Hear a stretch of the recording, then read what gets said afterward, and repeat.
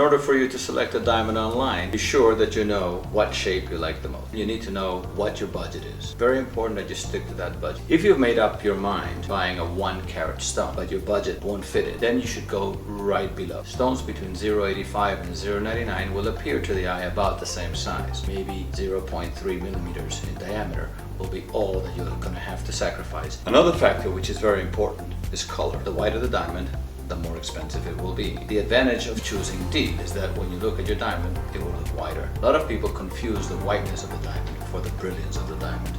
A badly cut, decolored diamond will not have the same brilliance as an excellent cut, eye-colored diamond. There are other factors to consider. How well the diamond is cut. Is it excellent? Is it very good? Is it good? Every laboratory will actually grade the cutting for you, so you won't have to figure it out by yourself. In order to ensure premium quality, we recommend VVS1 and better diamonds. Look clean, internally flawless to VVS1.